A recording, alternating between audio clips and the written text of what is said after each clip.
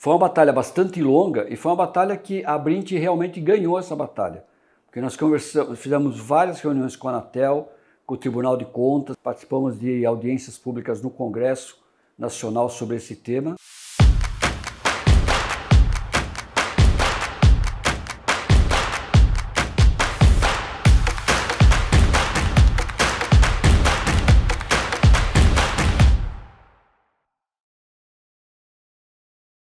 Eu tive 2 períodos que eu fui presidente. Logo depois do Maia, em 2012, nossos presidentes sempre começam na metade do ano, de um ano para o outro. De metade de 2012 até metade de 2015, eu estava como presidente, são um total de 3 anos. Depois eu voltei a ser presidente em 2018. Na verdade, metade de 2017 até metade de 2018 é que eu fui presidente de novo. Bom, na época que eu entrei como presidente, o pessoal mal começava a mexer com fibra. Já tinha gente trabalhando com isso, mas era muito pouco ainda. A maior parte dos provedores ainda estava muito com rádios e esse tipo de serviços, mas nós já estávamos com problema com os postes. Justamente no evento em que eu fui eleito presidente, em 2012, foi o primeiro evento onde nós falamos sobre postes durante o evento. Inclusive estava lá o ministro das comunicações na época e foi a primeira vez que a gente apresentou o problema de postes publicamente para os provedores e tudo mais. Isso foi em 2012, ou seja, nós estamos já faz 12 anos que nós estamos com esse problema e ele ainda até hoje não está resolvido. Mas não é por falta de trabalhar, a gente tem toda vez tem tratado desse assunto. Tinha muitas coisas diferentes naquela época. Estava havendo uma discussão muito forte de neutralidade da rede. Em 2012. Foi a primeira vez que a Brindt foi para um evento internacional. O Maia, na época, era o meu vice-presidente. Então, eu e o Maia estivemos em Dubai, num evento da UIT, no final de 2012, que foi um evento que estava envolvendo muita coisa sobre neutralidade da rede. Havia algumas discussões querendo fragmentar a internet, que cada país tivesse a sua internet. Era uma coisa bastante perigosa na época. Hoje em dia já se fala um pouco disso de novo, infelizmente. Mas isso estava começando em 2012. Depois, no ano de 2013, teve também alguns eventos internacionais que a gente teve que participar, mas teve muita coisa aqui na Anatel, muita coisa aqui em Brasília. Estava começando o PGMC, justamente para poder fazer vendas do atacado de produtos das grandes operadoras para as pequenas operadoras. Era um regulamento que a Anatel estava começando naquela época e em 2012, aquilo estava sendo implantado e para aquilo fosse implantado, eu tive que fazer várias viagens para Brasília, porque eu sou de São Paulo, fico lá em Santos, em São Paulo. Eu praticamente viajei quase que todas as semanas para Brasília, para poder participar de reuniões da implantação do PGMC. Então realmente foi um ano que mais de 50 viagens só para Brasília, fora outras viagens internacionais. Realmente foi um ano bastante trabalhoso. Depois do ano de 2014, nós tivemos também eventos da UIT. O UIT é a União Internacional de Telecomunicações, que é o que cuida de todos os regulamentos de telecomunicações a nível mundial. Por que a Brindt se envolve com esse negócio da UIT? Porque assim, o que está sendo discutido a nível mundial é o que vai acontecer no Brasil alguns anos depois. Sempre existe uma defasagem. Então a gente começou a ter uma agenda internacional justamente tentando se precaver e antever coisas que iriam mudar no futuro. Então em 2014 nós estivemos em Dubai de novo, que teve outra reunião em Dubai. Nesse caso quem foi comigo foi o Breno, que ele era um dos diretores na época também. Tive 2 vezes na Coreia do Sul também, tudo reuniões envolvidas com a UIT. Nessa época que eu estava como presidente, nesse primeiro período dos 3 anos, nós estávamos fazendo os eventos no Maxuri Plaza.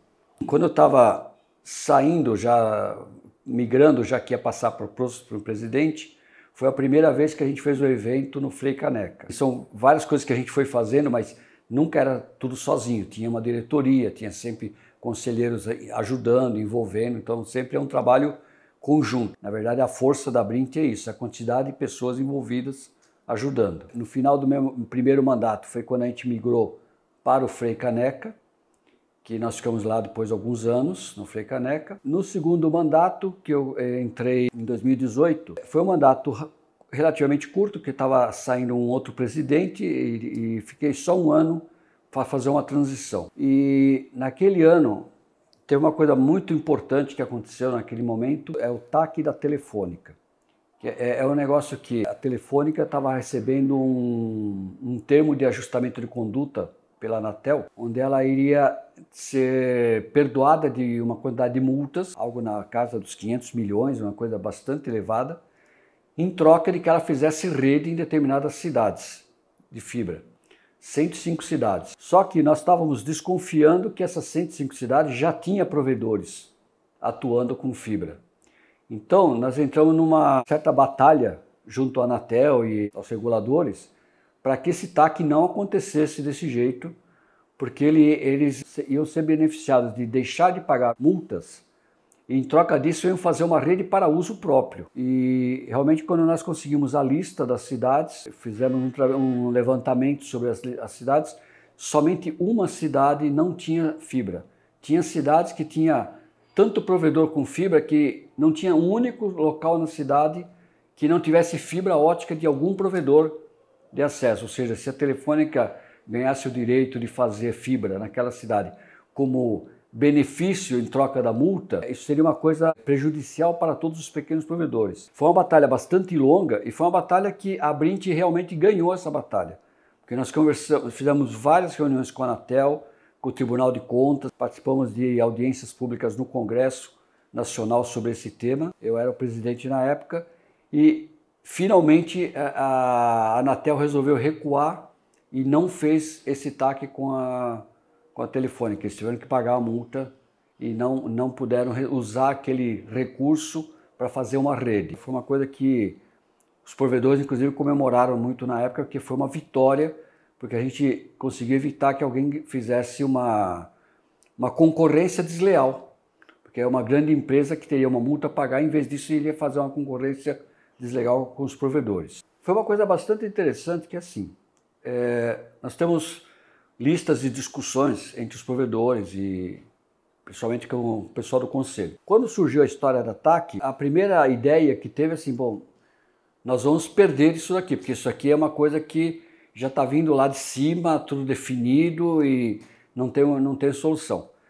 E eu me recordo claramente que quem brigou muito contra isso foi o Maia. Na época ele era só conselheiro, mas ele se revoltou de uma forma e fez discutiu muito sobre esse assunto. E aí nós fizemos uma discussão interna muito grande e aí finalmente ficou decidido que nós íamos batalhar para que evitar que isso acontecesse. Eu pessoalmente até achei que ia ser muito difícil a gente ter uma vitória. Mas já que o Conselho tinha decidido que nós íamos lutar contra isso, então nós realmente voltamos todas as forças em cima disso. Aí nós tivemos que fazer muitas reuniões com a Anatel, porque a Anatel tem várias superintendências. Então nós fizemos reuniões com quase todas as superintendências para tentar explicar o problema para eles. Fizemos reuniões com os conselheiros da Anatel também para explicar para eles o problema e a dificuldade que a gente estava vendo. Nessas primeiras reuniões, nós não sabíamos ainda quais eram as cidades, porque o processo todo estava correndo dentro da Anatel, mas era tipo assim, como se fosse um segredo de justiça, ou seja, assim, não era questões judiciais, mas estava em sigilo. Eles não podiam dizer quais eram as cidades. Mas depois de tanta conversa e tanta reunião que nós fizemos, a Anatel resolveu publicar quais eram as 105 cidades que a Telefônica ia atender com o TAC. E eu me lembro claramente disso porque tinha uma audiência pública no Congresso marcada para uma segunda-feira. A Anatel publicou a lista das cidades na sexta-feira anterior. E aí eu passei o final de semana analisando cidade por cidade, fazendo levantamento de vendo quantos provedores tinha em cada cidade, quais as redes que tinha, quantas pessoas estavam atendidas em cada cidade com fibra ótica. E aí fizemos todos uma planilha e na audiência na segunda-feira nós fizemos uma apresentação. A Telefônica estava presente nessa audiência também, mas nós fizemos uma apresentação provando que o que estava sendo feito era uma concorrência desleal e que aquela lista das 105 cidades não servia para nada, ela tinha que ser eliminada. E isso foi, acho que talvez o ponto máximo que nós chegamos assim em termos de exposição de quanto que isso era um problema.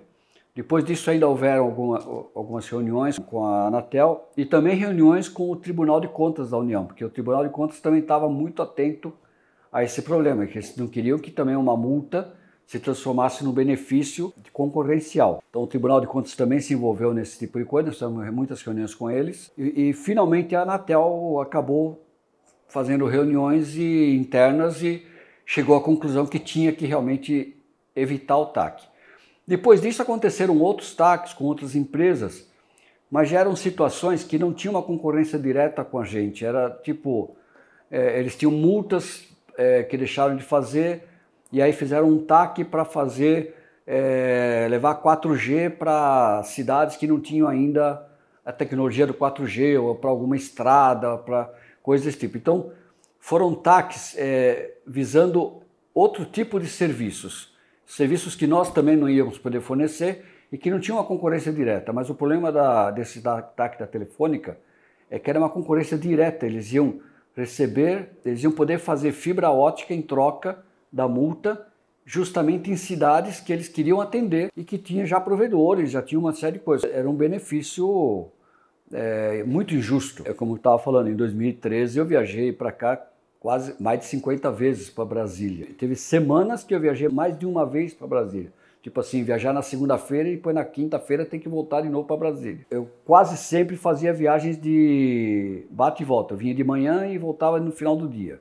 Então era quase que pegar o ônibus para vir trabalhar e depois voltar para casa. Realmente é um pouco desgastante, né? Muitas viagens internacionais, muita coisa. A minha sorte na época é que assim, a minha empresa tinha muitos sócios. Então, eu consegui me afastar um pouco da empresa. É uma coisa curiosa, que na verdade até causa também um certo prejuízo, porque você se afasta do seu próprio negócio para atender uma coisa que é mais coletiva, de todo mundo. Mas como eu tinha outros sócios, então a gente conseguia continuar tocando a empresa sem grandes problemas. Infelizmente tem alguns provedores que é só ele e a família, tem poucos sócios, ou ele é o principal responsável da empresa, e aí ele não consegue se dedicar tanto assim como a gente tem que se dedicar. Ser conselheiro na Brint, uma das coisas mais importantes que a pessoa tem que ter, que ela tem que pensar que ela vai ter que ter tempo disponível, porque é como o caso das reuniões que nós estamos fazendo aqui em Brasília, de 3 dias de reuniões, e eventualmente tem viagens internacionais, às vezes tem coisas que tem que participar e que são importantes. Sempre tem um motivo naquela viagem para aquele assunto. Como eu tenho essa vivência dessas viagens internacionais e uma série de coisas que a gente já vivenciou dentro da Brint, a gente está aqui desde o começo praticamente, eu tenho atuado muito em coisas que envolvem questões regulatórias e regulatórias internacionais também. Então, o ano passado a gente esteve no Canadá, no ano anterior tivemos na Romênia, este ano tive no Japão, tivemos em Dubai no final do ano passado, sempre resolvendo questões relacionadas com coisas que vão influenciar com os provedores no futuro.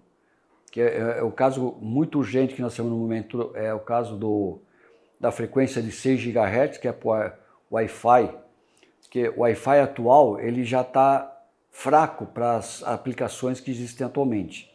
Então ele está mudando para novos padrões de Wi-Fi, e para isso nós precisamos de mais frequência disponível.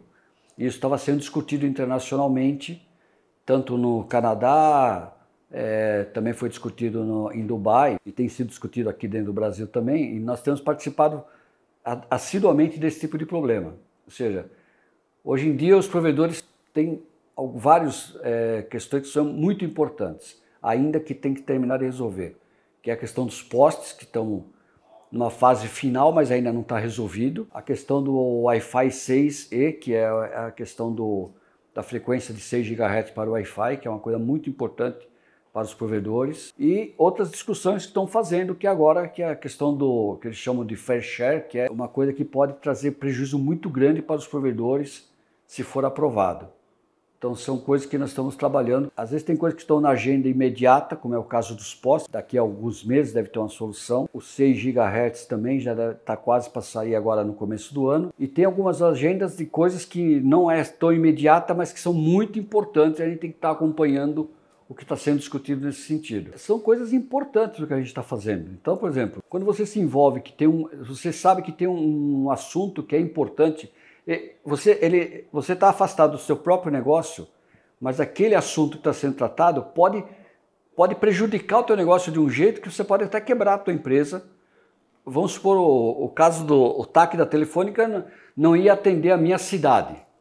Mas vamos supor que a minha cidade fosse uma daquelas que tivesse na lista, que ninguém sabia qual eram as cidades que estavam envolvidas. De repente eu poderia ter um concorrente tão forte ali que poderia prejudicar o meu próprio negócio. Então, não é que a gente faz para uso próprio, mas é assim, quando você está tentando ajudar a coletividade para todo mundo, indiretamente você também está se ajudando, porque você está dando condições para que o teu negócio possa prosperar também. Tanto a nível de novas oportunidades que vão surgindo no mercado, quanto a nível de evitar riscos, de algum risco regulatório, alguma coisa que pode te prejudicar, que pode impedir você de fazer isso, fazer aquilo no teu negócio. Já faz muitos anos que anterior à Brint, inclusive, que a gente sempre está envolvido com outros provedores de outras regiões e conversando. A coisa começa assim, começa com troca de informações. Você encontra outras empresas que fazem igual, a mesma coisa que você faz, mas não está na tua cidade, está em outros, espalhado pelo Brasil. E você começa a trocar informações com eles e aquilo é útil para você. Esse networking que você vai fazendo com outras empresas, aquilo também te traz algum benefício. Então, de certa forma, é uma doação, você se doa, é uma coisa totalmente voluntária, não existe nenhum tipo de pagamento para isso. A única coisa que a Brint faz e isso recentemente, porque no começo nem isso ela fazia, é cobrir as despesas de viagem. Nas primeiras coisas que a gente fez na Brint, as primeiras vezes que eu vim aqui para Brasília, antes de ser presidente inclusive, muitas vezes a gente tinha que bancar a viagem. Então você vinha para Brasília para conversar com o governo e a tua própria empresa tinha que pagar a viagem, ou seja, a doação era maior ainda, não era só teu tempo, você tinha que pôr no teu bolso dinheiro para poder fazer as coisas. Depois de um certo tempo, a Brint conseguiu ter um fluxo financeiro que consegue já, pelo menos, você não tem esse tipo de gasto. Tudo que está acontecendo é a Brint que está pagando, mas ela está pagando só as despesas. O trabalho é todo sempre voluntário. Mas é que é importante esse tipo de trabalho. Você protegendo as empresas de todos, você está protegendo a tua também. Então, é inevitável. Curiosamente, por exemplo, nós estamos agora falando a questão dos 6 GHz. Nós estamos numa briga muito forte com a Anatel para que ela libere para que a gente possa fazer o uso outdoor do Wi-Fi 6E, que é você poder usar essa frequência nova de 6 GHz, não só indoor, não só dentro de uma residência ou de um escritório, mas também na rua para fazer atendimentos a clientes. Isso é uma coisa que a Anatel tem prometido que vai liberar e a gente tem promessas dele que vai acontecer agora no começo já do ano. A minha empresa tem projetos específicos querendo usar essa tecnologia. Então, é uma coisa que eu estou discutindo e brigando que para o coletivo, mas na hora que sair liberado, eu vou ser talvez um dos primeiros a usar. Porque eu também estou querendo usar isso daí. Eu tenho planos de negócios para fazer em cima de coisas que eu estou batalhando, que vai ser liberado para todos, não é para mim, evidentemente. É uma coisa que é para liberar para todos os provedores. Mas na hora que liberar para todos os provedores, eu e outros provedores vamos ser os primeiros a usar. Então, na primeira reunião que eles fizeram, uma reunião pequena, que eles decidiram fazer a Brint, nessa primeira reunião eu não estava, mas eu já estava em contato com eles.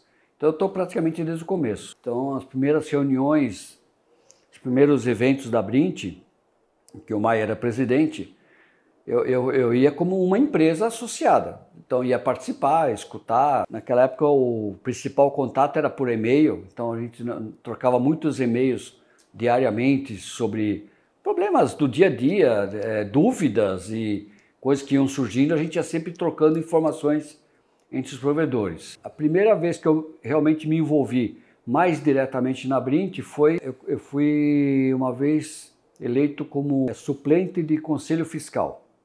Isso foi em 2011. Eu fui o suplente de Conselho Fiscal e já me envolvi um pouco mais com a Brint. E coincidentemente, naquele momento, estava acontecendo muitas consultas públicas na Anatel. A Anatel faz consultas públicas com frequência. Mas naquele ano, 2011, teve muitas consultas públicas. E eu me envolvi muito nas consultas, que era uma coisa que não tinha a ver comigo, mas que eu estava querendo ajudar. Me envolvi muito com as consultas públicas. E em 2012, quando o Maia quis sair da presidência da Brint, aí eles me indicaram para que eu fosse o próximo presidente, porque achavam que eu estava muito envolvido já com com o que estava acontecendo. E aí por isso que eu acabei depois sendo eleito presidente. O primeiro evento foi no Maxuri Plaza, em 2012, e foi o primeiro evento onde nós conseguimos levar o ministro de Estado. Na época era o Paulo Bernardes, que era o ministro das Comunicações, e em 2015 eu comecei a procurar outros locais, porque o Maxuri Plaza já estava ficando pequeno.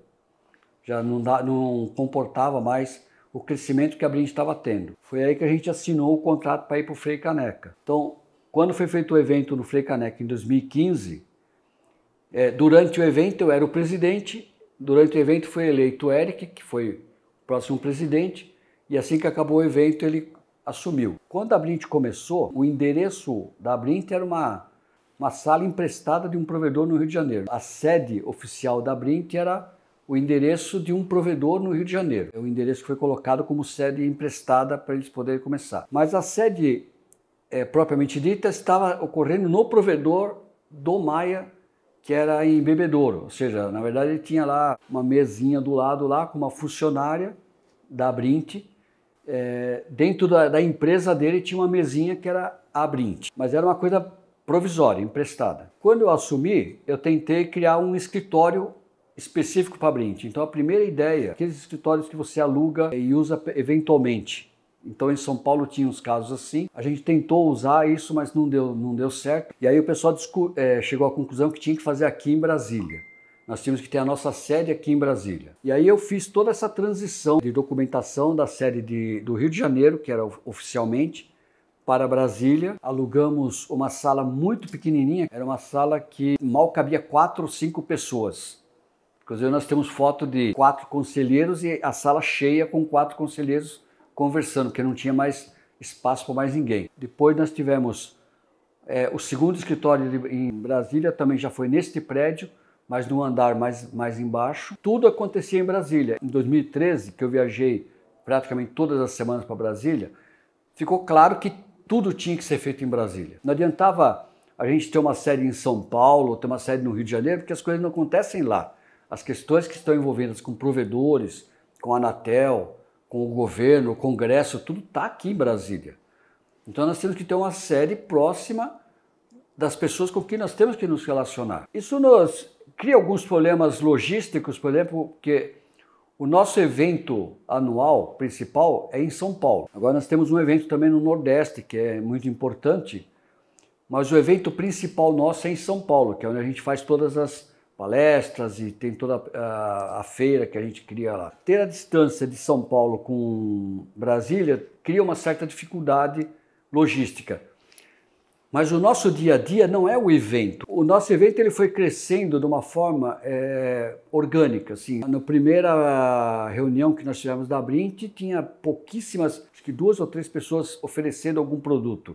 E a coisa foi crescendo e nós percebemos que aquilo era uma forma da gente poder financiar a própria Brint. Então, o evento ao longo do tempo ele foi crescendo e foi sendo o foco financeiro que permite com que a Brint exista e possa fazer todas essas coisas que nós fazemos hoje em dia. Porque se fosse depender só das mensalidades, não teria dinheiro suficiente para tanta coisa que a gente se envolve. Então, o evento é uma coisa muito importante, mas o importante mesmo é o que nós temos que fazer, que é as relações com a Anatel, com a ANEEL também, agora no caso dos postes, com o Congresso, com o Ministério das Comunicações, e às vezes com outros ministérios que a gente tem que conversar, Tribunal de Contas, tudo está aqui em Brasília.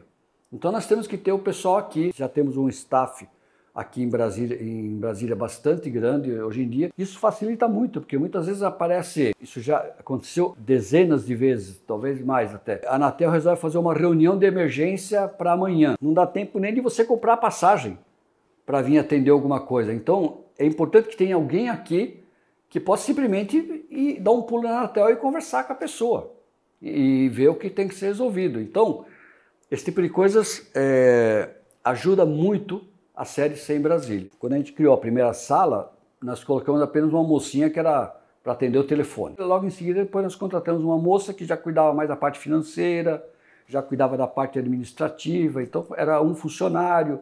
Aí depois virou 2 funcionários, começamos a ter um atendimento jurídico para os usuários, para os associados nossos. O evento começou a ter um envolvimento maior e precisamos ter pessoas para cuidar do evento, para fazer contatos com os associados, questão comercial.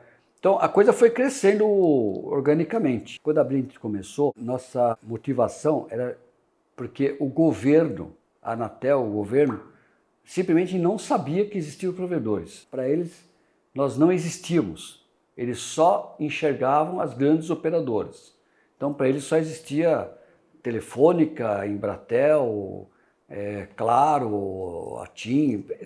Eram as empresas que existiam. O resto, nós éramos os nanicos que eram insignificantes. E o trabalho da Brindt sempre foi justamente fazer com que esse mercado crescesse e fazer com que nós começássemos a ser enxergados. Hoje em dia, os provedores representam mais de 53% de todo o mercado de banda larga. Ou seja, nós, provedores, somos maiores do que as grandes empresas. Se fôssemos uma empresa só, nós seríamos disparada a maior empresa de telecomunicações do Brasil. E já tem provedores hoje em dia grandes que cresceram por fusões, por compras e tudo mais, que está acontecendo muito hoje. Então, hoje em dia, já existem no mercado algo como 20 provedores que já estão num nível quase de grandes empresas, além dos outros milhares de pequenos que tem. Então, o próprio mercado cresceu muito de lá para cá. E a Brindt veio crescendo, acompanhando todo esse movimento desse mercado. Hoje em dia, a Brindt está num nível de profissionalização que também nós não imaginávamos naquela época. Quando a gente começou, era tudo feito pela gente mesmo. Então, quando eu virei presidente, era 90% de tudo que tinha que ser feito, era eu que tinha que fazer. Eu tinha que escrever as coisas, eu tinha que assinar, eu tinha que preparar. Hoje em dia nós temos um staff, nós temos sistemas funcionando, nós temos pessoas para redigir dados, nós temos consultores, assessorias que a gente contrata para ajudar a responder a consultas públicas. A Brindt atingiu um patamar e uma profissionalização que seria inimaginável naquela época. Não tínhamos a menor ideia de que íamos chegar nesse nível. Isso é uma coisa muito satisfatória. Pessoalmente, eu acho que eu ajudei a dar um início de organização na Brindt e de estrutura na Brindt. Depois disso, outros presidentes que entraram estruturaram ela mais em termos de profissionalização e tudo mais, de crescimento. Isso é tudo muito importante, o que aconteceu. Eu hoje continuo na Brindt, sou ainda conselheiro e tenho um envolvimento praticamente diário com a Brindt.